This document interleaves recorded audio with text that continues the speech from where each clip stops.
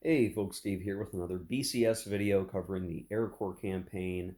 In this video, we'll very likely be doing turns 5 and 6, and depending on how things go, I may even desire to fit another turn in there, but if you're watching the video, you have seen the video title, so again, you'll know better than me right this second. So, I've already done the preliminary steps for turn 5. We rolled weather. Turns out it is now raining, which is a new weather situation that we've not yet had in the campaign so far. And so, what rain does is it puts visibility down to 2, which is interesting because so far we've either had it be 1 or 4. 2 is interesting because it keeps our air spotting from being as good as it could be. But many of the armor units in the game tend to have about range 2, in some cases range 3, depending on what side they're on. So the armor has a little bit more room to leverage their range, but the air is somewhat limited for spotting and barrages and such. Um, the other impact here is trafficability is poor, which will affect snafu rolls. So as the rain starts to come down, the way supply and the ability to get operating is suppressed, so that could have a variety of effects across the map. There are a number of units that are using tracks as part of their main supply route, and that poor trafficability will directly affect their ability to activate. So we may see a lot of failed activations. We may see more failure flips to recover some of the fatigue, which kind of makes sense because boy, we're in need of fatigue recovery on several different sets of formations on the map, mostly on the American side due to their tempo of operations, but we'll see.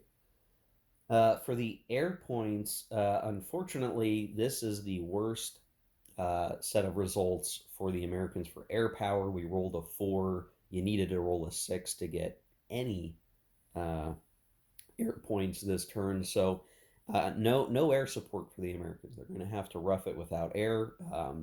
That is a shame. They would have rather have had obviously as many as possible.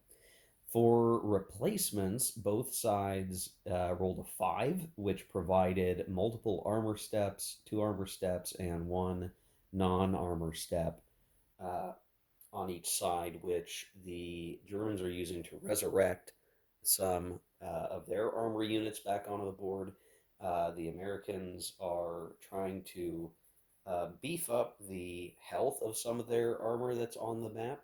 So trying to get these guys to be a little bit hardier so that one, they have a step advantage on the German armor. So if they can inflict both side losses in an engagement, the Germans once again have to take them off the board.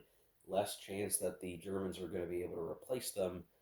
Slightly less chance than the Americans, and that will keep the Germans in the hole on the number of hard yellow, armor units that are off map for victory point purposes. So there's just a lot of tank considerations over here on the northern side of the map.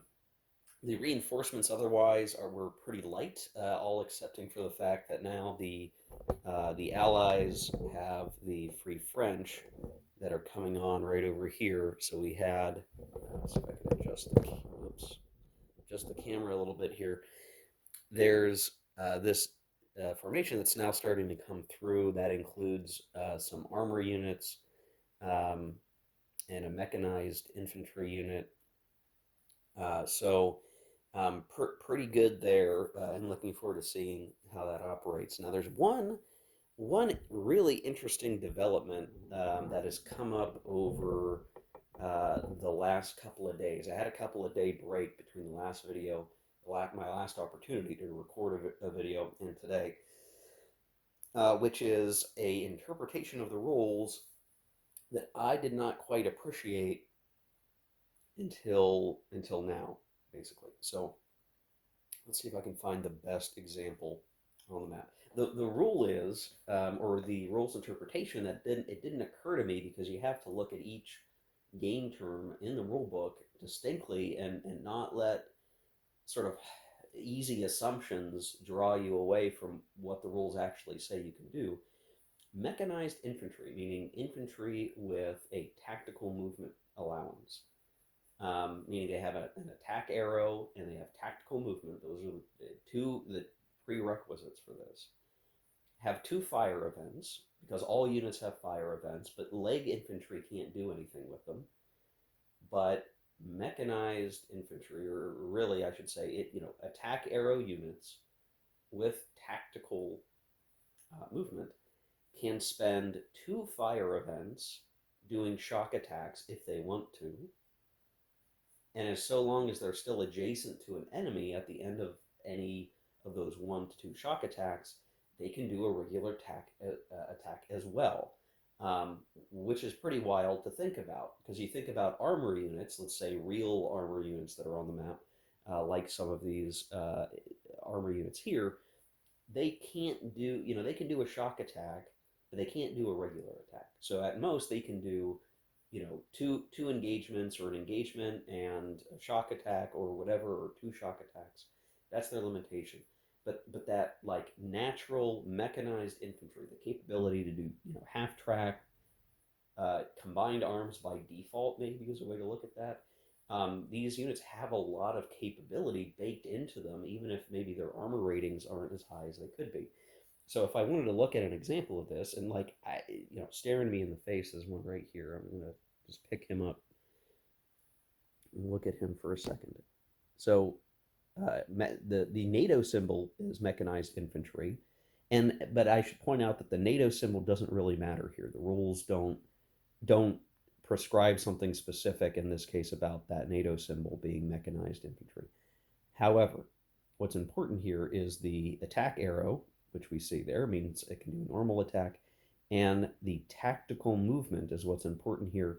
They are capable of doing a shock attack, and that is the key thing. So, having not realized this, there have probably been some cases where I might have had these units do shock attacks, and I just didn't do it. I didn't realize that they could, so I was treating these guys as just high movement infantry, which at first glance is certainly how you might think that they operate. Now, if I were to flip this guy onto his leg side, that's where he loses the shock attack capability, because now he is using leg movement. He can't do the shock attacks. But so long as he's able to stay on this side, or chooses to stay on this side, and you'll notice that the action rating is the same. What it really is you're going to want this guy on this side almost the entire time. The only exception being if you need to penetrate a screening zone, in which case you want to be, you may want to be on foot to jump on the screening unit and force it to retreat. Or if maybe you had to like cross a river or something, and you had to drop, you were basically losing your safe path for tactical movement. You'd have to be on your leg side, and you could not return to your tactical movement side until you could reestablish a main supply route via tactical movement. And this is one of those neat little things in the rule system that just, they make total sense, and in some way they kind of correct some oddities that you can sometimes find in even OCS, where if you somehow you put your trucks in your backpack, you trudge over some terrain, and then you can flip to your move side and be able to move again with trucks. I'm trying to think if OCS has a rule now that covers that. I'm not sure that it does. Somebody can correct me on that. I'll go try to look that up later. But very powerful units, and I've not been using them this way. It is potentially a very strong, competitive advantage or significant advantage that the Americans have by having many of these units.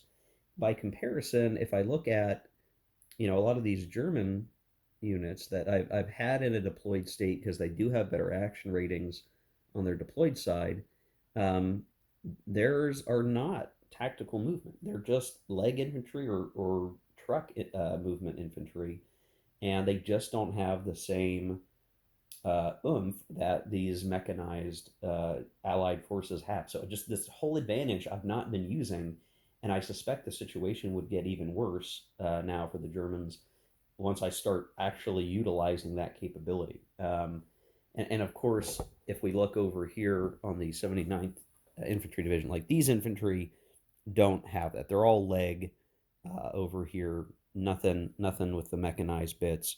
Um, the This is actually a good one to look at too. This French, let me get the focus. This French mechanized infantry uh, also has enough armor in it to have an armor value. So its engagement rating of a 6, 2 plus 4 is maybe a little bit under a lot of maybe peer units. But the fact that this guy can actually do all the things that an armor unit should be able to do, on its reverse side, it is still, uh, still um, tactical movement, and it's got that attack. So again, this is one of those things. Like I might have looked at this unit early on and just said, well, yeah, it can be a recon unit or whatever. It's got armor. It can do. Um, it's not a super strong armor unit, but it's some armor support, and maybe I could do some attacks. But that reminder that, oh well, actually, this unit can do 3 different attack cycles so long as 2 of them are shock attacks and they're adjacent to an enemy to launch the regular attack. So that changes a lot of what I've been thinking through. Like, oh, well, here are my capabilities. Well, no, I've been missing out, and we'll chalk this up to maybe some inexperienced commanders, not utilizing their forces the best way. But now we're, as the fighting continues, we're realizing the capabilities of our troops and what our doctrine allows us to execute. We're going to do even better than we have been. That's pretty awesome stuff. Um, so I'll be getting into that. If you need the rules reference, just carefully read the requirements for shock attack. If you're hearing this, you're questioning this, you're not realizing the way that it works. Um, if you go look at the shock attack criteria, it will show you that the shock attack unit must um, have a tactical movement allowance and be shock attack capable. And shock attack capable does indicate that attack capable units can do it if they have a tactical movement allowance. Red AV can do it, dual units can do it, light AV can potentially do a shock attack. Um, and all that stuff. So yes, if you're concerned about that role, but that I have asked on the Facebook group for BCS. That is how it works. These units are very powerful. You maybe have been missing out on some fun if you've not been using those units that way. Now, anyway, the first player for this turn, I'm going to get back to the actual game here, is actually the Americans. So I think the first time the entire campaign, maybe on turn 2, now I can't remember. But significantly, the Americans are going first this time. So that's kind of an important thing. We do have to decide what we're going to do with our formations over in the north here that are at 3 fatigue. As you can see, they've managed to avoid gaining more fatigue, which is good. Next turn, the Germans are going to get reinforcements, and we need to be cognizant of that. And in the game situation right now, like the Americans are enjoying a very open, clear flank. They can beat up on what's left of the 111th. They can begin to push back on the 15th Panzer Grenadier Division and maybe retake Arracourt. The one trick, the one thing that will keep them from doing that, and I'm double checking the thing here. So it'll be September 23rd. There's going to be the injection at reinforcement point I of the 11th Panzer Division, and I is let's see, are there multiple or is there just the one? Maybe it looks like there's just the one. It's off in Glareland, right up here, coming in at I. So when those units enter, their most efficient path is going to be along this road, the secondary road. It's still a pretty good road to travel down. So what could very well happen here is I need to try to move these guys, if not to support the combat against the 100th and 11th, to pick a new disposition for CCB here, Combat Command B. What I would probably want to do is pull back the HQ a bit, maybe rearrange the trains here and pull these units back a little bit, maybe get this guy into a screen up the road and delay those guys entering the fray while CCA continues to mop up around here and kind of helps crack things open. And not too long after that, the Germans are going to get even more reinforcements in the form of what is it, the 559th Gren Division. That's also going to come in not too long after that, and they'll be coming in at J, which is also well, actually, so here's the scary thing. J is here, or back here a little bit, but here is really scary. These roads funnel them towards Chateau Salines, but that is where they can be operating, and so I need to think very carefully about what I'm going to do. I think pushing forward like this was too much. I need to get these guys pulled back quickly, or I need to decide what else to do. Maybe the better thing is they need to pull all the way back to Chateau Salines. So they performed what they could do. They need to pull back and get into a better position for the eventual arrival. What you have to watch out for is German supply can be traced here, which means that for everything else that we've got going on, we're going to be in some trouble. So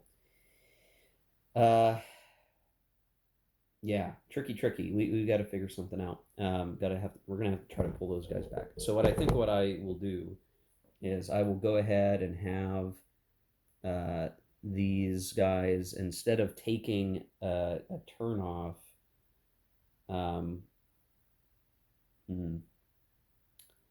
Maybe what I'll do is I'll let the Combat Command A rest, and we'll try to get CCB to activate again.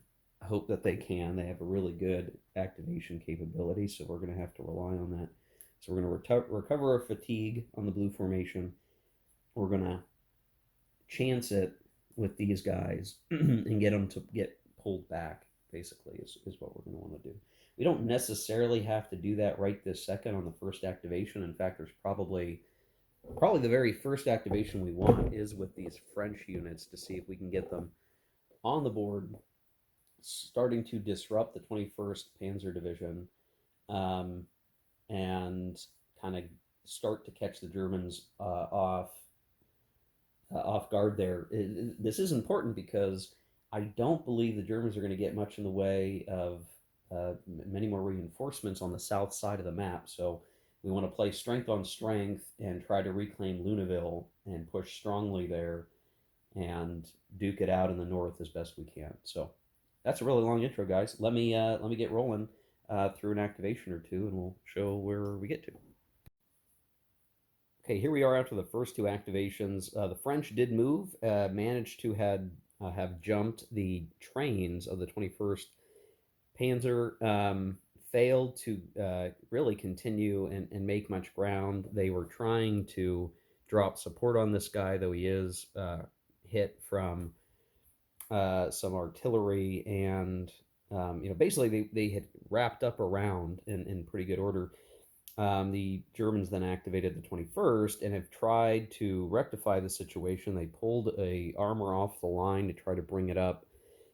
Couldn't quite achieve what it needed, and in fact, they took a step loss against the French in a armor duel, which is maybe a bit embarrassing for them. And they retreated back.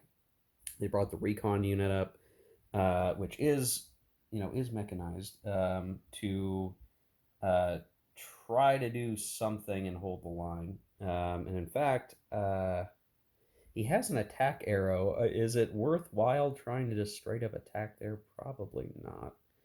Um, so yeah, it's kind of tricky. Limited capability for the Germans to respond, but they are trying to cover their supply route, make sure they can't be too easily flanked. They still want to hold the river, but they're running out of space to work with their HQ. Um, and they succeeded in getting a second activation, but then they failed their snafu roll, which, to be honest, they have a tremendous number of penalties on their snafu roll right now. And so they're kind of stuck. It's going to come back to the Americans. I think the obvious thing to do now is to try to activate either the 106th Cav to kind of get across the river um, and start being a problem, or just activate the 79th Infantry and make this the opportunity to try to shatter the situation with the 21st Panzer Division. If they can get across the river, that's going to be the game changer. The other thing is we would like to maybe try to get one of these guys over the river just to hold, but this one puny guy by himself doesn't make a huge difference. I'd rather be able to come on and force with our infantry, because as soon as we can get one guy over the river, over that track, that means we have a potential safe path over the river, and it's safer for our units to simply walk, force forward the river, get on the other side, because they're going to have a way to get um, support to them. They'll have their support eventually, and be able to operate more effectively. So I think that's what the Americans are going to try to do next. And once it goes back to the Germans, we may be having to activate the 113th to, again, just continue to respond and keep things from falling apart, because it wouldn't be hard if the Americans and the French can kind of force the situation to be jumping on the combat trains up here and start to cut off Luneville, which will then just really put the Germans in a situation they're not going to be able to recover from. So, at least likely in game terms at that point, they'll just be, it'll be such that the Americans can start to, cut and then start moving north, beating back the 15th Panzer Grenadier Division, and then supporting focused effort on Arracourt and the German reinforcements. So this could be a really critical moment in the campaign. We'll see what happens here. Okay, we decided to go with the 79th Infantry Division, and we did succeed. I still have some artillery I can use, but not going to be super useful here. But yeah, so we are across the river. We made our crossing here. We had tried to make something happen here, but our problem, and I do need to mark this guy, he currently has drop support for the moment, because he can't bring his armor over the river with him, with the hope that they were going to break that guy out and then be fully over. But this is in general not a good situation. Now it was valuable for a while there, because these guys have 88s, and I am playing with the optional rule that they can take a pre-fire shot at a unit with support, and so the armor support of the 79th Infantry has taken some step losses, but it starts with 6, so it's been managing to take some blows here. We just haven't been able to dislodge these guys of their support, but I'm thinking soon it won't matter, because we're simply going to be attriting them away more and more as we go. So it's going to go back to the Germans, and they're going to have to make some tough decisions here. The 21st is done, and so we've got to figure out what can be done here to salvage the situation. They don't want to give up Luneville. They can't afford to do much else. They really kind of caught themselves like down in the wedge here between the rivers. So their options are somewhat limited, and for fear of getting stuck in a situation where they're going to have to pull back, or they're going to have to try to cover a flank, could be a tough call. We'll see. Okay, so with an attempt to pull some forces back to realign their supply situation and try to be protective. The Germans are trying to make something happen, but they're going to be put in a really tough position on pivoting the 15th, because while we've been kind of spread out and we had gained Arracourt, there's a potential need to have to shift back right to protect the southern flank. So we're kind of in a tricky spot here. Um, I After they went, the Americans did actually manage to activate the Combat Command B, and you can see they pulled back to try to cover their own flank, however badly that setup could be with the forces that will come in here. So kind of a problem. And then oh, and I think I have to have him there. They can't be on tracks. Um, so that's tricky. The These guys are done because we recovered fatigue, but the 100th and 11th there have shifted their own position. So they pulled this guy out. He's back in support. They moved the armor up a little bit, but not a lot. They're basically just waiting for those reinforcements. That's kind of their best shot at keeping their own drive alive. And it's really a tough question on like what can the 15th Panzer Grenadier Division do here, because they can't be everywhere at once. They're currently holding Arracourt, so they may be able to pull back a little bit, maybe get behind this river line, and then that can kind of shift some weight over here to get in and protect Luneville. But we're going to have to see the way the HQ range, command range, is going to affect the situation. So with that back and forth, the 15th remains unactivated, but we are going to come down to the combat command of the 6th Armor. Should also point out, in one of the reinforcement phases, there was a 50% chance of us having to temporarily remove a formation. That did not occur, so the Americans caught a break there. So we can try to do something right here. I'm not sure what I can try to achieve. We have very limited capability. What I may want to do is just try to start to attrit the 15th Panzer Grenadier Division and just try to do some damage, try to hurt them, try to find some places to affect their support rating. They don't have a lot of juicy, easy targets here, but that may be the best thing that they can hope to achieve. So we're going to try that and see where we get to. I have a couple of spots where I'm like, well, we could try to make something happen, and something's better than nothing. So we'll give it a roll. So yeah, so we'll activate these guys. Then the Germans will have to activate the 15th Division. That's their last formation that they can really activate. And then we'll end up coming back over to activate these two formations, which there's not much they can do other than just provide some more support and flank position for the other big formations that are in operation. Okay, so here we are basically at the end of the turn 5 activations. These guys failed to activate.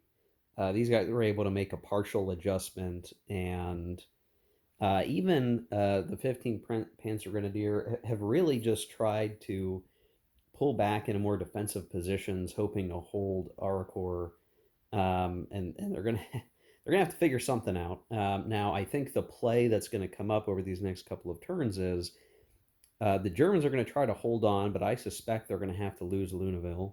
But the actions of the Germans will probably be to maintain hold of Arracourt and then leverage their reinforcements to take the other victory hex.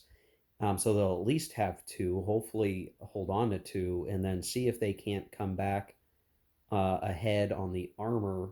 Otherwise, it could be a draw game, which a draw is always a bummer because it's like you want someone to be the winner.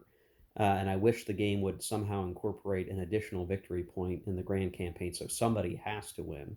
You can't simply get a draw. But a draw is feasible here, and it could be what happens. But that's it for turn 5. I'm going to go flip the HQs and do the preliminary stuff for turn 6, and we'll start to get into that. Okay, I've set up the preliminary stuff for turn 6. Now, couple of things. I forgot about some isolation attrition that the Germans took over here. So there was a unit that is now gone over there, one that's taken a step loss.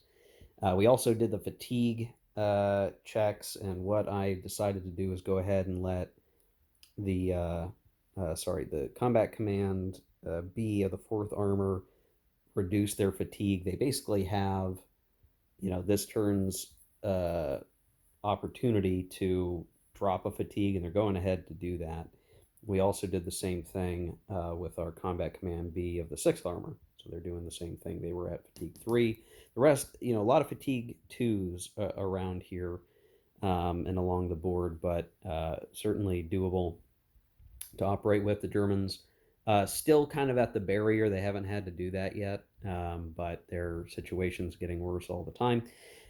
Fortunately for the Germans, the weather is once again rain. So that's rain twice in a row. I was really expecting it to be something else, but it is rain again. The Americans got no air points, and then for the replacement die roll, the Americans got a 1, which means no replacements, and the Germans got a 6, which gave them some more armor steps, which they used to return to the board some of the 113th defeated armor battalions. So you can see they're both there with 1 step. So the armor loss, the victory point is still very competitive. So we're still dancing on a dime on who's really winning the game right now as it's going back and forth. But each activation, each turn is kind of interesting because it's like everything you're trying to do is, hey, am I covering the critical road junctions? Am I applying the right force? I think the Americans feel very good about the southern front because they've got the infantry over the first river line. They can be applying pressure. They can hopefully destroy some of these German units. But then they're going to have another river line to worry about here before they can surround Luneville. And the 21st Panzer did just get some reinforcements in the form of some infantry battalions that are going to help hold the river line, or at least attempt to hold the river line. So seems like every chance you think, hey, maybe this is going to be the big breakthrough, or this is going to be the big shutdown, just enough of the reinforcements are trickling in that just keeps it from being a full collapse situation, and things are still tight. Now, I've not done the first player die roll, so we'll go ahead and do that. Americans roll an 8, and the Axis roll a 7. So that would mean that the Americans get to go first, or the Allies get to go first, which is good. I think they want to try to make something happen, over here before the Germans can take action. So it's either going to be a 79th Infantry Division activation, or we'll go with the French. I think we're going to have to make it the infantry. The French are already kind of at the extent of their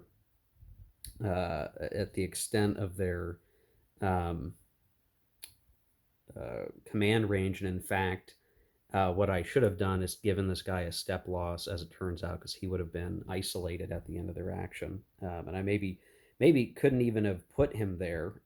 So it's kind of a weird thing. I guess I'm just gonna have to deal with a few mistakes along the way playing this game, because it kind of gets to the point where it gets too late to try to reverse it. Either way, we'll get things underway. I'm going to make my choice on first activation as the Americans, and we'll start to see what happens. I'll check in maybe every other activation, something like that. All right, that first activation was kind of a letdown. They only got a partial. The rain certainly having an effect on their ability to operate, and so we've only managed to inch forward a little bit as the Americans. I then responded as the Germans by activating the 21st and have tried to pull some units back and rearrange things.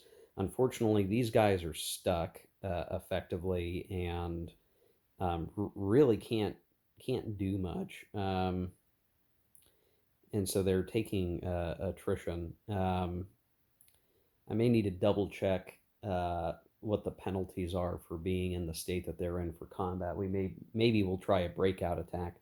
But I did pull back here, and we did maneuver the restored the beat up armor unit over, and since it outranged the French armor, we actually attacked it with artillery and fire engagements. And what was really valuable here, and this speaks to the sort of nuances of the system, because the German armor could fire at range, it didn't have to take step losses. So if both sides take a loss, is really just the enemy takes a loss. And so we actually eliminated the French armor unit there, the mechanized armor, and have kind of cleaned those guys up. And maybe I should have moved the French first, but now it's kind of too late for that. So I'm going to double check what I can do with these German units here, if they can attempt some kind of breakout maneuver out of the Zox that they're in, but um,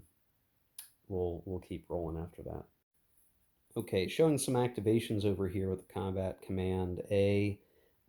They moved forward and managed to really hurt the 100th and 11th. So we had really forced the infantry back on a retreat from our mechanized infantry. Our armor moved forward and managed to win some armor duels with the refurbished German panzers. We ended up taking one step loss, but this guy managed to win a duel at a penalty, and actually those two German armor units are back in the dead pile. So right now the armor attrition is still, I'd say, still drifting in the American advantage, but actually right now it's not.